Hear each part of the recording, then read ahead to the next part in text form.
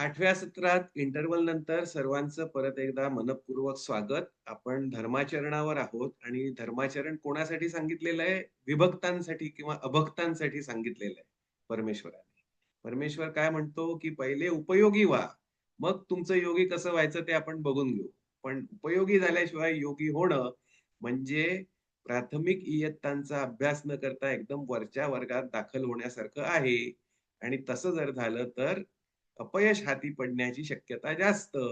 म्हणून ही सगळी फजिती टाळण्यासाठी पहिलं धर्माचरण करा, मग पुढचा विषय बोलू आपण. असं भगवंतांचं सांगणं आहे. आता धर्माचरण म्हणजे काय? तर नैसर्गिक प्रवाहाबरोबर वाहत जाणं म्हणजे धर्माचरण हे आपण बघितलं. आता याचं एक उदाहरण घेऊन अधिक स्पष्ट करण्याचा मी प्रयत्न करीन. धर्माचरण म्हणजे काय? समजा एक ट्रेडमिल आहे, जी इलेक्ट्रॉनिकली ऑपरेटेड आहे आणि ती इलेक्ट्रॉनिकली ऑपरेटेड असल्यामुळे एक विशिष्ट त्याचा स्पीड आपण निश्चित केला, की समजा 5 किलोमीटर पर अवर आणि मग बटन ऑन केलं, की ती 5 किलोमीटर पर अवर या वेगाने फिरत राहते आणि मग त्याच्यावर चढून आपण आपला व्यायाम करू शकतो. म्हणजे त्याच्यावर चालू किंवा धावू शकतो. ज्याप्रमाणे स्पीड सेट केला असेल त्याप्रमाणे. आता आपण असं इमॅजिन करूया, की समजा जो स्पीड सेट केलेला आहे, त्या स्पीड प्रमाणे आपण आपला स्पीड ॲडजस्ट न करता जास्त जोराने धावण्याचा प्रयत्न केला, तर काय होईल? समजा स्पीड आपण 5 किलोमीटरला ॲडजस्ट केला आणि जर आपण 10 किलोमीटरने धावायचा त्याच्यावर प्रयत्न केला, तर आपण तोंडावर पडू. अक्षरशः we will fall flat on our faces आणि आपल्याला इजा होईल. व्यायाम तर दूरच राहिला, पण इजा उलट आपल्याला होण्याची शक्यता जास्त आहे.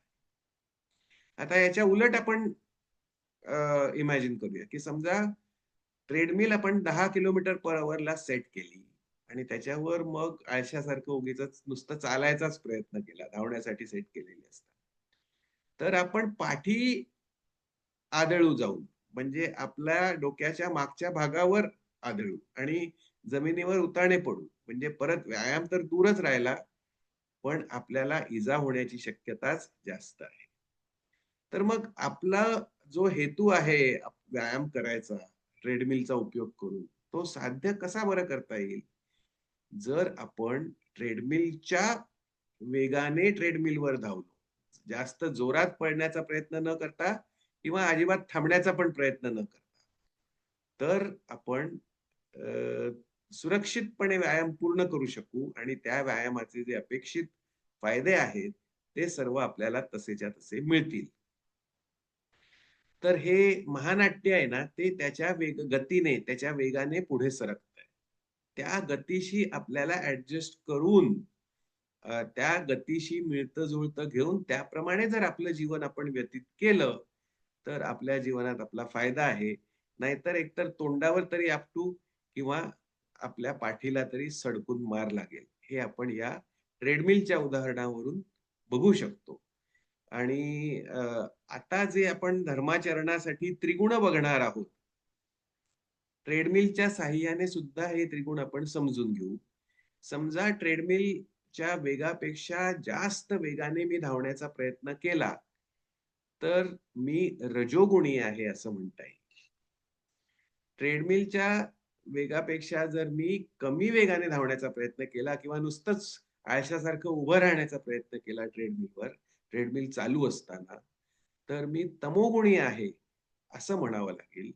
आणि जर ट्रेडमिलच्या वेगाने त्याच्याशी मिळतं-जुळतं घेऊन आणि माझा वेग त्या ट्रेडमिलच्या वेगाशी ॲडजस्ट करून जर व्यायामाचा पूर्ण फायदा जर मी घेतला, तर मी सत्वगुणी आहे, असं म्हणता येईल.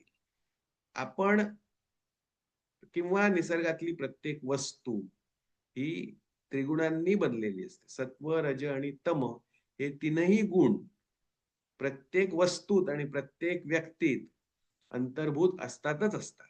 फक्त एखादा सत्वगुणी आहे असं आपण केव्हा म्हणू?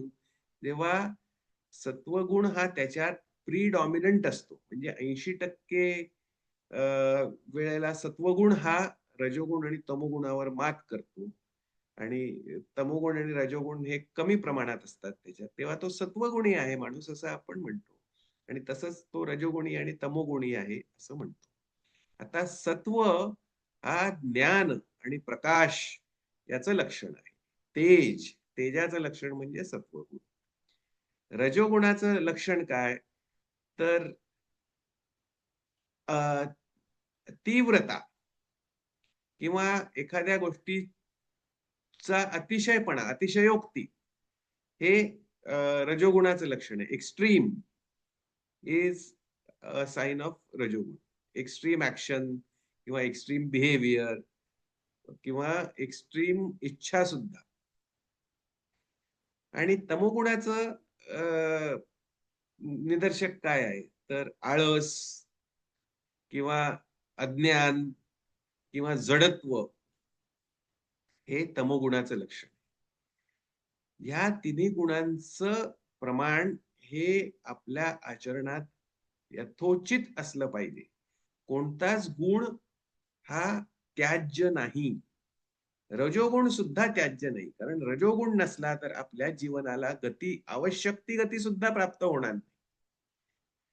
तमोगुण नसला तर जे आवश्यक जडत्व आहे, ते आपल्या जीवनात त्याला आपण मुकू आणि त्यामुळे अ, खूप चांचल्य निर्माण होईल. जडत्व सुद्धा स्थिरतेसाठी आवश्यक असतं. हे आपण इथे लक्षात घेतलं पाहिजे. आणि सत्वगुणाबद्दल तर काही बोलायलाच नको. सत्वगुण तर आवश्यक असतंच असतं. आणि अशा तिन्ही गुणांची आपलं जीवन चालायला आणि हा एकूणच संपूर्ण महानाट्य चालायला for the show to go on all the three properties are necessary आणि आपल्या इच्छाशक्तीचा वापर करून त्यामध्ये आपल्यापुरता कमी जास्तपणा आपण निर्माण करून जेव्हा आपलं आचरण करतो तेव्हा त्याला सात्विक आचरण म्हणतात. आणि हे सात्विक आचरण म्हणजेच धर्माचरण.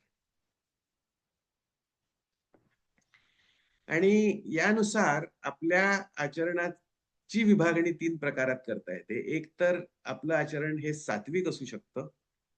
आता सात्विक आचरण कशाला म्हणायचं? आपल्या स्वतःच्या फायद्यासाठी आणि इतरांच्या देखील फायद्यासाठी केलेलं जे आचरण असतं त्याला सात्विक म्हणतात. आता राजसिक बिहेवियर म्हणजे काय? किंवा रजोगुणाने युक्त असं आचरण कोणतं? तर जो फक्त स्वार्थीपणे, फक्त स्वतःच्या फायद्याकडे बघून आचरण करतो आणि मग बाकीच्यांचा त्यात तोटा झाला, तरी सुद्धा त्याची पर्वा ज्याला नसते, अशा व्यक्तीचं आचरण हे राजसिक किंवा रजोगुणाने युक्त आचरण असं म्हणता येईल. अर्थातच धर्माचरण हे आहे असं म्हणता येणार नाही. कारण जर दुसऱ्याला सतत तोटा आपण करत राहिलो, तर दुसरा सुद्धा आपल्याला अ, त्याची रिएक्शन दिल्याशिवाय राहणार नाही आणि एकूणच मग आपलं जीवन, त्याचं जीवन असं कठीण आणि त्रासदायक होऊन जाईल आणि मग शो पुढे जाण्यात किंवा या महानाट्याला सुरळीतपणे चालण्यात अडथळे निर्माण होतील. म्हणून ते अधर्माचरण. तसंच तामसिक अ, आचरण हे सुद्धा अधर्माचरण आहे. कारण तामसिक आचरण म्हणजे कोणतं आचरण? तर ज्यात ना स्वतःचा फायदा, ना लोकांचा फायदा. असं अज्ञानातून, मूढतेतून, मूर्खपणातून केलेलं आचरण म्हणजे तामसिक आचरण.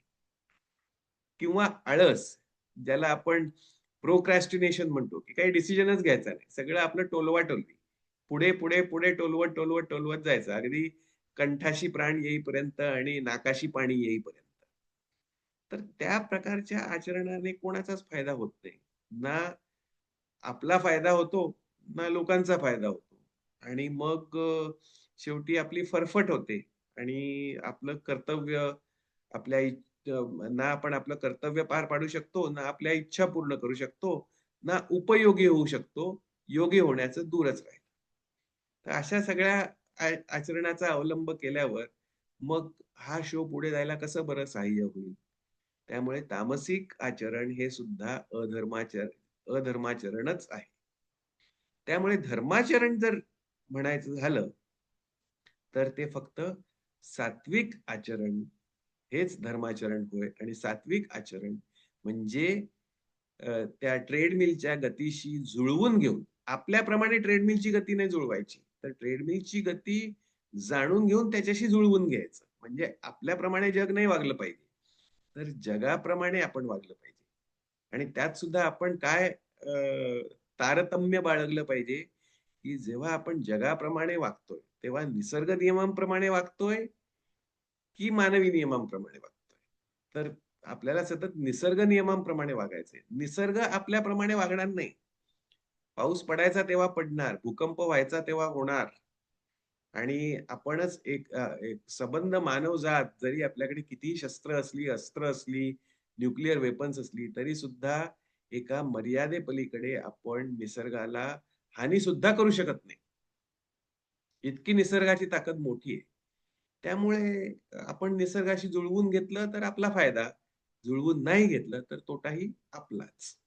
म्हणून धर्माचरण हे अतिशय महत्वाचं आहे.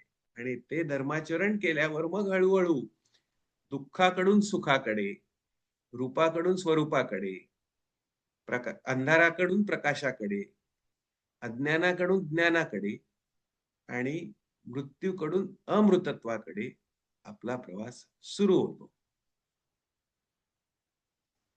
आता धर्माचरण करण्यासाठी काही काही गीतेने व्हॅल्यूज सांगितलेले आहेत. म्हणजे हे चांगले जे गुण आहेत, सद्गुण ज्याला आपण म्हणू, ते आपण आपल्या आचरणात आणण्याचा जास्तीत जास्त प्रयत्न केला पाहिजे.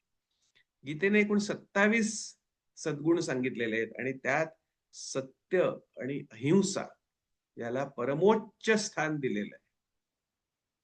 सत्यमेव जयते हे सुद्धा आपल्या भारताचं ब्रीदवाक्य आपल्याला माहिती असेलच. आणि अहिंसा परमो धर्म हे सुद्धा आपण शिकलेलोच आहोत आणि वेळोवेळी वापरतोच आहोत. इथे अहिंसा या गुणावर थोडीशी चर्चा करणं मला आवश्यक वाटतं. ते अशासाठी की बऱ्याच वेळेला अहिंसा आपण योग्य पद्धतीने समजून घेत नाही. आता एखाद्या सैनिकाने आपल्या देशाचं रक्षण करण्यासाठी दुसऱ्या देशाच्या सैनिकाला मारलं, तर ती हिंसा की अहिंसा? तर कर्तव्य भावनेतून आणि सर्वभूत हितासाठी झालेली हिंसा सुद्धा अहिंसाच असते. आणि जेव्हा आपल्या देशाचं रक्षण, आपल्या समाजाचं रक्षण, आपल्या कुटुंबाचं रक्षण, आपल्या मुलाबाळांचं किंवा पत्नीचं रक्षण, हा सगळा विषय येतो, तेव्हा एखाद्या व्यक्तीची हत्या सुद्धा करावी लागते. त्याला काही इलाज नाही. कृष्ण इतका अहिंसेचा पुरस्कर्ता होता आणि ह्याच अहिंसेच्या पुरस्कारासाठी म्हणून त्याने अर्जुनाला युद्ध करायला लावलं. सर्व कौरवांना ठार मारायला लावलं. हे आपण लक्षात घेतलं पाहिजे. तर मोठ्या मोठ्या लोकांचा सुद्धा अहिंसा या तत्वावरून खूप गोंधळ उडालेला आहे. याला इतिहास साक्ष आहे.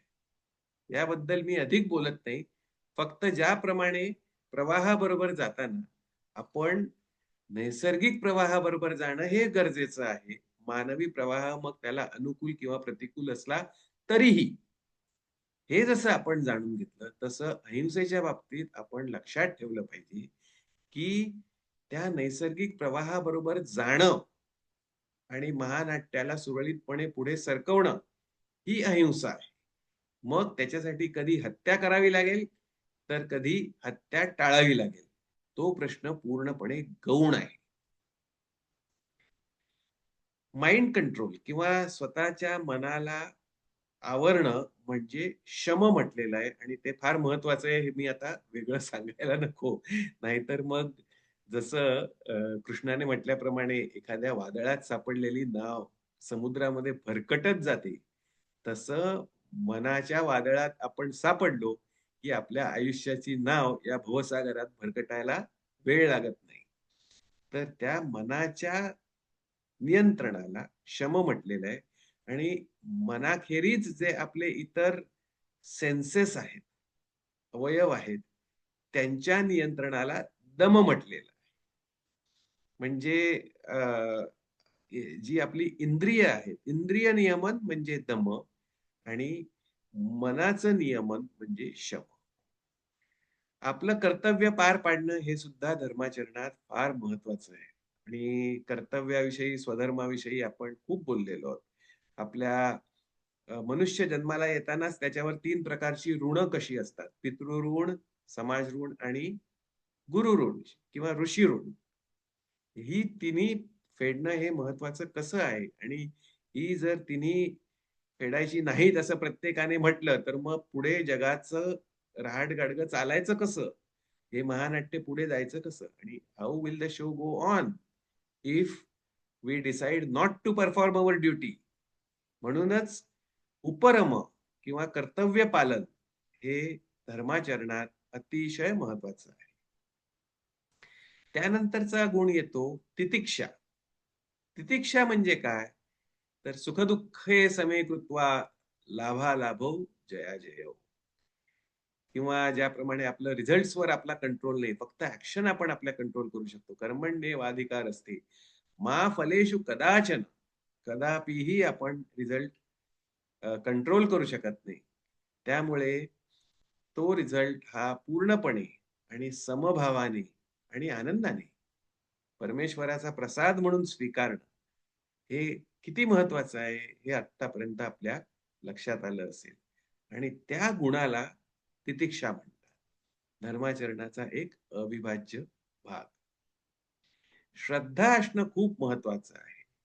विभक्त लोक ज्यांची कशावरच आणि कोणावरच श्रद्धा नाही, ते कसे आयुष्यात भरकटत जातात. आणि मग ऋणम कृत्वा घृतम पिबेत असं जरी त्यांनी म्हटलं, कारण काय पुनरागमनाय कुतः म्हणजे ना त्यांचा परमेश्वरावर विश्वास असतो, ना त्यांचा ईश्वरी योजनेवर विश्वास असतो, ना त्यांचा पुनर्जन्मावर विश्वास असतो, ना त्यांचा कशावरच विश्वास असतो. आपलं आयुष्य मिळालेलं आहे, तर ते भोगून घ्या जास्तीत जास्त. मग त्याच्यासाठी तुम्ही अगदी रोज तूप प्या आणि ते तूप मिळवण्यासाठी तुम्हाला ऋण काढावं लागलं तरी चालेल. असं जे चार्वाकांनी सांगितलेलं आहे आणि आता समाजात बहुतांशी लोक याचप्रमाणे वागताना आपल्याला दिसत आहे. तर ते योग्य नाही. आपली ईश्वरावर श्रद्धा पाहिजे. कारण ईश्वर हा कर्ता, धर्ता, हर्ता आणि नियंता या 4 प्रकारांनी, या 4 रोल्समध्ये हे महानाट्य चालवत असतो. हे आपण बघितलेलं आहे. ब्रह्मविद्या आपण शिकलेलो आहोत. आणि त्यामुळे आस्तिकता ही अत्यंत धर्माचरणाचा अविभाज्य भाग आहे. म्हणजे शहामृगाने अ, वाळूत तोंड खुपसलं आणि वाळूचं वादळ नाहीच आहे असं म्हटलं, तरी वाळूचं वादळ यायचं ते येतच. So we should not play ostrich and deny existence of God. म्हणजे कारण बऱ्याच लोकांसाठी कसं असतं, की absence of evidence is evidence of absence. म्हणजे ते लोक आपल्याला म्हणतात, की तुम्ही परमेश्वर कुठे आहे तो दाखवा, नाही तर परमेश्वर नाही हे मान्य करा. तर परमेश्वर बघण्यासाठी आपल्याला तिसरा डोळा लागतो. तो तिसरा डोळा ज्यांच्याजवळ नसतो, त्यांना परमेश्वर दिसत नाही. याला आता आपण काय करणार? उद्या जर एखादा आंधळा म्हणाला, की "कुठे आहे हे जग? मला दाखव जग कुठे आहे ते. नाहीतर मग मी हे जग नाहीच आहे असं समजेन." अरे बाबा, जग आहे, पण तुला डोळे नाहीत त्याला आता मी काय करू? कारण अर्जुनाला सुद्धा विश्वरूप दर्शन देण्याआधी तो जो तिसरा डोळा आहे, ती जी दिव्य दृष्टी आहे, ती जी बघण्याची पद्धत आहे, ती कृष्णाला आधी अर्जुनाला दान करावी लागली. आणि तेव्हाच अर्जुन कृष्णाचं दिव्य रूप किंवा विश्वरूप दर्शन घेऊ शकला, नाही का? त्यामुळे श्रद्धेला खूप महत्व आहे. आणि जितकं श्रद्धेला महत्व आहे ना, तितकंच आयुष्यात समाधानाला सुद्धा महत्व आहे. कारण समाधानी जर आपण राहायला शिकलो नाही, तर प्रत्यक्ष परमेश्वर सुद्धा आपल्याला मदत करू शकणार नाही. याचं कारण असमाधान निर्माण करणारं जे यंत्र आहे, मन, ते आपल्याकडे सतत कार्यरत असतं, अविरत कार्यरत असतं आणि ते आपल्याला कुठेही स्थिर होऊ देत नाही, कुठेही समाधानी होऊ देत नाही. ते नवी इच्छा, नवी वासना घेऊन आपल्यासमोर सतत दत्त म्हणून उभं असतंच. म्हणजे एखादी आपली इच्छा असली, की बाबा मला Mercedes Benz कार हवी हां. आणि मग खूप कष्ट करून, खूप धडपड, तडफड आणि सर्व प्रकारे सगळं पणाला लावून आणि अ, म्हणतात ना ब्लड, टीअर्स आणि स्वेट सगळं एकत्र करून जर Mercedes कार आपण प्राप्त करून घेतली, तर ज्या क्षणी ती Mercedes कार आपल्या पार्किंग लॉटमध्ये उभी राहते, त्या क्षणी तिचं महत्त्व शून्य होतं आपल्या आयुष्यात. आणि आपण म्हणतो, की "अरे, Mercedes कार आता जाऊ दे, राहू दे, ती तर काय मिळालेलीच आहे. पण आता मला फ्लॅटमधून बंगल्यात जायचं आहे. तर जोपर्यंत तो बंगला मिळत नाही मला, तोपर्यंत काही मला समाधानी वाटणं शक्य नाही." असं ते मन आपल्याशी सतत खेळत असतं आणि आपला बकरा बनवत असतं. तर त्या मनाच्या खेळांना बळी न पडणं, बळीचा बकरा न होणं, हे आपल्या हातात आहे आणि ते समाधान या सद्गुणाची सतत प्रॅक्टिस केल्याशिवाय जमणं शक्य नाही. त्यामुळे कोणत्याही परिस्थितीत समाधानी राहायला शिकणं हे सुखी जीवनाचं रहस्य आहे आणि धर्माचरणाचा पाया आहे. याखेरीज दया, क्षमा, शांती, करुणा या अ, देखील खूप महत्त्वाच्या कॅरेक्टरिस्टिक्स किंवा क्वालिटीज आहेत, की ज्यामुळे धर्माचरणाला परिपूर्णता येते. तर अशा 27 क्वालिटी गीतेमध्ये सांगितलेल्या आहेत आणि खूप त्याच्याबद्दल बोलता येईल. पण आतापर्यंत आपल्या लक्षात आलं असेलच, की एकूण धर्माचरण म्हणजे काय? आणि ते हळू तुमच्या लक्षात आल्यावर जसं कळलेलं आहे आज, तसं हळू आपण जाणीवपूर्वक वळवायला सुद्धा सुरुवात केली पाहिजे आणि ती अक्षरशः कोणत्या मुहूर्ताची वाट न बघता ताबडतोब केली पाहिजे. म्हणजे जास्तीत जास्त आपण मुक्तीच्या दिशेने भराभरा पावलं टाकू शकू. उपयोगी होऊ शकू. म्हणजे मग योगी व्हायला आपला मार्ग मोकळा होईल. आता एखादी जी आपली कृती असते, बऱ्याच वेळेला आपल्याला कळत नाही, की धार्मिक म्हणावं की अधार्मिक म्हणावं या कृतीला. कारण समजा एखाद्या एखादा रोगी आहे, त्याला आपण हॉस्पिटलमध्ये भेटायला गेलो आणि त्या रोग्याला भेटण्यापूर्वी आपण त्याच्या तब्येतीची चौकशी करण्यासाठी म्हणून डॉक्टरना विचारलं एकांतात, की "अहो डॉक्टर, तुम्हाला काय वाटतंय बरं या रोग्याविषयी?" आणि त्या डॉक्टरने आपल्याला सांगितलं, की समजा, "अहो, आता तुम्हाला खरं सांगायचं म्हणजे या रोग्याची शेवटची घटका अगदी जवळ आलेली आहे. कोणतंही औषध आता लागू पडणार नाहीये आणि तुम्ही सगळं तुमच्या मनाची आणि इतर तयारी जी काही करायची असेल ती करून घ्या." आणि मग आपण त्या रोग्याच्या खोलीत शिरलो आणि जर रोग्याने अतिशय उत्सुकतेने आणि आशेने आपल्याला विचारलं, की "काय म्हणाले हो डॉक्टर माझ्याविषयी, माझ्या तब्येतीविषयी?" तर हे धर्मसंकट आहे. आता जर आपण डॉक्टरनी काय "बरे हे सत्य बोला, यथातथ्य चाला." म्हणजे मी सत्यच बोलणार, असं जर उगीचच भीष्म प्रतिज्ञा केली आणि त्याला खरं ते सांगितलं, तर तो बिचारा इतका नाउमेद होईल, की जगण्याची ती तो जगण्याची जी काही 1-2% शक्यता होती, ती सुद्धा संपुष्टात येईल. मग सत्य बोलणं अशा वेळेस योग्य का? तर योग्य नाही अशा वेळेस सत्य बोलणं. तर अशा वेळेस आपल्याला धीरानेच त्याला धीरच दिलं पाहिजे. त्याला सांगितलं पाहिजे, की "बाबा ठीक आहे आत्ता जे काही तुला वाटतंय ते वाटत असू दे, पण सतत औषधं घेतली, ईश्वराचं नाव घेतलं, की यातून तू निश्चित बरा होशील. काही काळजी करू नकोस." असंच आपल्याला म्हणणं भाग आहे, नाही का? तर अ, कोणी उगीचच वितंडवाद घालायला लागला पंडित, की नाही, पण हे असत्य आहे बोलणं आणि असत्य बोलणं म्हणजे धर्माचरण कसं काय आपण म्हणू शकतो वगैरे, वगैरे. तर अशा वेळेस आपली पंचाईत होते, की आपल्याला आतून माहिती असतं, की यावेळेला असत्य बोलणं हेच धर्माचरण आहे. पण त्या पंडिताला काही आपण पटवून देऊ शकत नाही, की धर्माचरण आणि धर्माचरणाचा भाग असत्य बोलणं हा सुद्धा होऊ शकतो बरं का कधी-कधी. तर अशा वेळेला वितंडवाद न घालणंच योग्य. पण तरी इतरांचं जाऊ द्या. आपल्यासाठी आपल्याला अतिशय आवश्यक असतं जाणून घेणं. आपला कॉन्शियन्स क्लिअर राहण्यासाठी, की एखादी गोष्ट ही धर्माचरण आहे की नाही? त्याच्यासाठीची ही लिटमस टेस्ट सांगितलेली आहे, की समजा जगातला प्रत्येक माणूस, प्रत्येक अ, वेळी, प्रत्येक संधीला असंच वागत राहिला, तर जग चांगलं होईल की वाईट होईल? Will the show go on और विल द शो स्टॉप? आणि याचं उत्तर जर आपल्याला असं मिळालं, की सगळेजण सर्व काळ अशाच प्रकारे वर्तन करत राहिल्याने जर अ, हे महानाट्य सुरळीतपणे चालू राहील, तर मग ते धर्माचरण. आणि जर सगळेजण सारखं असंच वागायला लागले, तर अ, महानाट्यात अडथळा निर्माण होईल, तर ते अधर्माचरण. याचं एक साधं उदाहरण आपण घेऊया, की आता दुसऱ्याला मदत करणं, हे धर्माचरण की अधर्माचरण?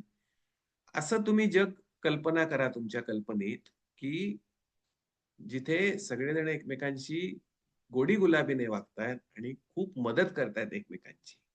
सगळेजण सर्व काळ एकमेकांशी गोडी गुलाबीने वागून एकमेकांना मदतच करायला लागले, तर मग हे जग आहे त्यापेक्षा चांगलं होईल की वाईट होईल? तर हे सरळ आहे. म्हणजे अतिशय छान जग निर्माण होईल. म्हणजे किती मजा येईल अशा जगात राहायला सर्वांनाच. तर त्यामुळे दुसऱ्याला मदत करणं हे धर्माचरण म्हणता येईल. आता त्याच्या विरुद्धचं उदाहरण घेऊया, की प्रत्येक जण चोरीच करायला लागला किंवा दुसऱ्याला शिवीगाळच करायला लागला. काय? तर मग आपल्याला ह्या जगात जगावंसं वाटेल, की नको हे जग असं होईल.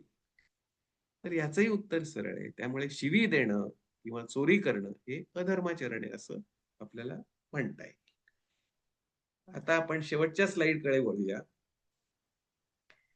की हा जो अभक्त किंवा विभक्त आहे, तो धार्मिक किंवा सात्विक आचरण केल्यामुळे भक्त होतो. विभक्ताचा भक्त होतो. म्हणजे तो अभ्यासक्रम पास करून पुढच्या इयत्तेत जातो. पण भक्ताचं ईश्वरामध्ये रूपांतर व्हायला त्याला साधना करावी लागते. म्हणजे नुसती इंजिनिअरिंग कॉलेजमध्ये ॲडमिशन घेतली की काम झालं असं नाही. तर ते 4 वर्ष अभ्यास करायचा आहे. तसंच एकदा विभक्ताचा किंवा अभक्ताचा भक्त झाला, की त्याला निष्कर्म योग आणि सांख्ययोग ही साधना करावीच लागते.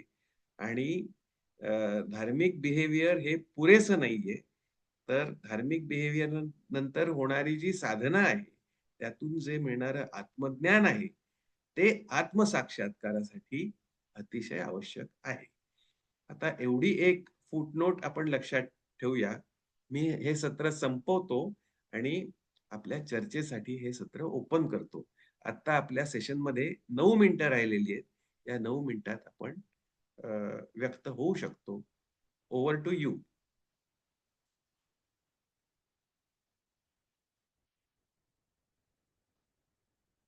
कोणाला काही शंका आहेत किंवा कोणाला काही विचारायचं आहे? जर आपल्याकडे थोडा वेळ असला, तर अर्चनाने सुरुवातीला विचारलेल्या प्रश्नाला मी नंतर उत्तर देईन. पण वेळ उरला तर, नाहीतर मग अर्चना तुला नंतर वेळ असेल तेव्हा कॉल कर. मला वाटतं काकूंनी अनम्यूट चालेल. केलेलं आहे. तर काकू तुम्ही तुमचा प्रश्न विचारा. हो हो, मला 2 प्रश्न आहेत. एक तर हां. अथर्वशीर्षात सत्यम वच्मी आणि ऋतम वच्मी हं. असे शब्द आले. तर या हो. दोन्हीमध्ये काय फरक आहे? हां. तर श्रेयस आणि प्रेयस मध्ये जो फरक आहे, तोच सत्यम वच्मी आणि ऋतम वच्मी मध्ये फरक आहे. सत्य हां, म्हणजे जरी कानाला गोड वाटलं नाही, तरी जे खरं आहे ते हां. सांग. आणि ऋतम वच्मी हं. म्हणजे जरी सत्य नसलं, तरी सुद्धा कानाला गोड वाटेल असं बोलणं. असं ते आहेत. बरेच वेळेला काय होतं, आपण असं म्हणतात, की "सत्यम ब्रूयात प्रियम ब्रूयात, न ब्रूयात सत्यम अप्रियम." याचा अर्थ हां. बरेच जण चुकीचा लावतात. म्हणजे कसं, की सत्यही बोलावं, गोडही बोलावं, पण हं. अप्रिय असेल तर गोड बोलू नये. सॉरी, सत्य बोलू नये असा चुकीचा अर्थ लावतात. तर मी याचा हां. अर्थ थोडा वेगळ्या पद्धतीने लावतो. सत्यही बोलावं, हां. गोडही बोलावं आणि हं. सत्य हे नेहमी गोड पद्धतीने बोलावं. म्हणजे सत्य कितीही कटू असलं, तरी ते गोड पद्धतीने, चांगल्या पद्धतीने सांगता येतं आणि ते तसंच सांगावं. असत्य सांगू नये, केवळ सत्य कटू आहे म्हणून. तर सत्यच सांगावं, पण गोड पद्धतीने सांगावं. आपल्याकडे नाही का, जर एखादा हा कडू गोळी घ्यायची असली, तर त्याच्याभोवती थोडेसे साखरेचं आवरण करून मग ती आपण कडू गोळी रुग्णाला देतो. हा त्याप्रमाणे सत्यम वच्मी हे सुद्धा महत्वाचं आहे, ऋतम वच्मी हे सुद्धा महत्वाचं आहे. आणि जेव्हा त्यांच्यात कॉन्फ्लिक्ट निर्माण होतो, तेव्हा सत्यालाच महत्व देणं जास्त महत्वाचं आहे, पण ते चांगल्या पद्धतीने सांगणं आवश्यक आहे. दुसरा प्रश्न, ऋतम वचमीचं काय? ऋतम वचमीचं काय सांगितलं? ऋतम ऋतम वच वच्मी म्हणजे गोड बोलणं. हा तर सत्य बोलणं हे सगळ्यात जास्त महत्वाचं आहे. आणि जर सत्य कटू असलं तर ते चांगल्या पद्धतीने, म्हणजे ऋतम म्हणजे गोड पद्धतीने सांगणं आवश्यक आहे. हा हा हा बर. म्हणजे कटू आहे म्हणून, सत्य कटू आहे म्हणून असत्य बोलणं हे चुकीचं आहे. हा बर. दुसरा आणि प्रश्न, दुसरा प्रश्न, नैष्कर्म्य योग मध्ये सांगितलं तुम्ही आणि निष्कर्म आता सांगितलं होते, तर ह्याच्यातला काय फरक आहे? नाही नाही, निष्कर्म म्हणजेच नैष्कर्म्य. म्हणजेच ना? हा हा हो, हा ते समानार्थी हा शब्द आहे.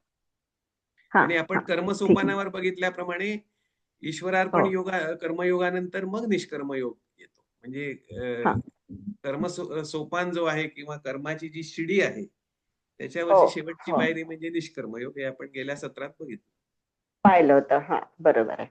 हा मला वाटलं होतं आता तुम्ही सांगितलं जे की हे गीतेत सापडणार नाही तुम्हाला, पण मला माझी ही व्याख्या आहे किंवा निष्कर्म योग म्हणून आपण हो म्हणू हो, त्याला. म्हणजेच तर ते नैष्कर्म्य. हा नैष्कर्म्य म्हणजे म्हणजेच निष्कर्म. हा. ठीक आहे. हा ठीक आहे ठीक आहे. आणि धन्यवाद. काही आहेत का प्रश्न? नाही माझे नाही. धन्यवाद. थँक्यू. बरं बरं. हा अमोघ, आता तू अनम्यूट केलेलं आहेस, तू विचार प्रश्न. हो. ते तितिक्षा किंवा इक्विपॉइज त्याच्याबद्दल जरा थोडं सांग. हा, सुखदुःखम समे कृत्वा लाभालाभो जयाजयो. इक्विपॉइज वर फार महत्व, म्हणजे कृष्णाने फारच भर दिलेला आहे. कारण ना, आपल्याला आपल्या आयुष्याचा अनुभव कसा येतो हे परिस्थितीवर अवलंबून नसून मनस्थितीवर अवलंबून असतं. आणि हा एक महत्वाचा मुद्दा. आणि दुसरा महत्वाचा मुद्दा म्हणजे परिस्थिती ही संपूर्णपणे आपल्या कह्यात नसते, पण आपली मनस्थिती ही संपूर्णपणे आपल्या कह्यात असते. आता ह्या दोन्ही विधानांची जर सांगड घातली, तर यातून असा निष्कर्ष निघतो की आपण समाधानी राहणं हे आपल्या मनस्थितीवर अवलंबून आहे, परिस्थितीवर अवलंबून नाहीये. आणि सुदैवाने आपल्या मनस्थितीवर आपलं पूर्ण नियंत्रण असल्यामुळे आपण समाधानी राहण्याची संपूर्ण जबाबदारी ही आपल्यावरच असते. बरेच वेळेला आपण ती जबाबदारी जगावर ढकलून मोकळे होतो. हा, माझा बॉस माझ्याशी तुचडेपणाने वागतो म्हणून मी असमाधानी आहे. किंवा माझी सून किंवा सासू माझ्याशी विचित्र वागते म्हणून मी असमाधानी आहे. किंवा इतर लोक मला पाय पुसण्यासारखी वागणूक देतात म्हणून मी असमाधानी आहे. किंवा माझ्याकडे अमुक नाही, तमुक नाही, दुसऱ्यांकडे सगळं आहे आणि दुसरे मजा करतात आणि सगळं जगातलं दुःख जे काही आहे ते गोळा करून देवाने एकट्या माझ्याच पदरात घातलेलं आहे. असं जे आपल्याला वाटत असतं, तेव्हा आपण आपल्या समाधानाची जबाबदारी ही दुसऱ्यांवर लोटत असतो. मग ते कधी दुसऱ्या व्यक्ती असतात, कधी दुसरे पदार्थ असतात न मिळालेले, किंवा अक्षरशः परमेश्वराला पण आपण यातून सोडत नाही, की देवा,